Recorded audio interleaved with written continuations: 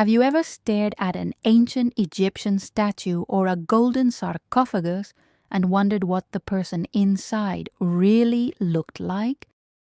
We see these iconic, stylized images of pharaohs and queens, but what was the face that looked back at them in the mirror? Today, we're peeling back the layers of time, art, and even genetics to reveal the stunningly realistic faces of ancient Egypt's most famous rulers. Welcome to a journey where history meets high-tech forensics. First up, the boy king himself, Tutankhamun. His golden death mask is arguably the most famous artifact in the world. But was that his actual face? For years, we only had artistic representations. But then, scientists got their hands on his mummy. Using CT scans, they created a 3D model of his skull. From there, forensic artists painstakingly rebuilt his features layer by layer, muscle, fat, and finally skin. The result is, well, not quite the chiseled god king you might expect. The reconstruction shows a young man with a slight overbite and a narrow face. DNA analysis and scans of his mummy also revealed he had a clubfoot and likely walked with a cane. He also suffered from malaria. This isn't the invincible pharaoh of legend. This is a real vulnerable young man, which makes his story even more compelling. It's a face that tells a story of royalty, but also of human fragility. Now, let's move from a king to one of the most powerful women in history, Hatshepsut. She ruled as a full-fledged pharaoh, often depicted with a male body and a false beard, to fit the traditional image of kingship. For a long time, her mummy was lost, but in 2007, a single tooth found in a small box in the Cairo Museum was the key. It was a perfect match for a gap in the jaw of an unidentified female mummy. That mummy was Hatshepsut. Once identified, the forensic reconstruction could begin. The face that emerged was that of a strong, determined woman. She had a prominent nose, high cheekbones, and a regal bearing, even in this scientific model. You can see the authority in her features. This was not a woman who would be a mere placeholder. This was the face of a true ruler, someone who defied tradition to lead one of the world's greatest empires. It's a powerful reminder that behind the male statues was a formidable female leader. Next, we have Ramesses the Great, or Ramesses II. He's often considered the most powerful pharaoh of the New Kingdom, ruling for an incredible 66 years. We have countless statues of him, but they're all idealized, showing him as a perfect, ageless warrior. But Ramesses lived to be over 90 years old. What did he look like in his old age? Scientists in Egypt and England collaborated to answer this question. They took CT scans of his mummy and digitally de-aged him, first to his prime at around age 45, and then showed him at the time of his death. The face of the 90-year-old Ramesses is striking. He has a very prominent hooked nose, a strong jawline, and signs of a life well lived. The 45-year-old version is even more incredible. It's a handsome, powerful face that truly looks like a king at the height of his power. It's so realistic, you feel like you could meet him on the street. This project gave us a glimpse of the man, not just the monument. But what about the queens? Let's talk about Queen Tiye, the wife of Amenhotep III and the mother of Akhenaten. Her mummy is famous for its incredible state of preservation, especially her voluminous, well-preserved hair.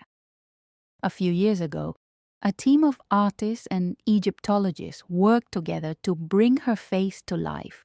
Based on her skull and the features of her mummy, the reconstruction shows a woman of immense beauty and presence. She has almond-shaped eyes, full lips, and a serene but commanding expression. Her mummy's DNA also played a part, helping to determine a plausible skin tone. Looking at her reconstructed face, you can understand why she was so revered. She wasn't just a queen consort, she was a major political and religious figure in her own right, and her reconstructed face reflects that intelligence and power. Now for a slightly more controversial one, Nefertiti. Her painted bust discovered in 1912 is a global icon of beauty. But is it accurate? The problem is we haven't definitively identified her mummy. There's a leading candidate, a mummy known as the Younger Lady, found in a side chamber of a tomb, who is also Tutankhamun's mother. Genetic testing confirmed this relationship. So, if the Younger Lady is Nefertiti, what did she look like? Several reconstructions have been attempted based on this mummy's skull. The results are fascinating. The face is that of a beautiful woman, certainly, but with a stronger jaw and a less delicate nose than the famous bust. The bust might have been an idealized portrait, a sort of ancient Photoshop, smoothing out her features to create a perfect image of royalty. The reconstruction, on the other hand, shows a more lifelike and perhaps more interesting version of the legendary queen. It's a face with character, not just perfect symmetry. Let's also look at Cleopatra. But here's the trick. Cleopatra the Seventh was the last pharaoh, but she was Greek from the Ptolemaic dynasty. And crucially, her tomb and mummy have never been found. So how can we possibly know what she looked like?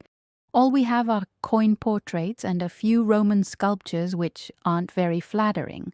Some have tried to create reconstructions based on these coins and descriptions from Roman writers, who, by the way, were her enemies.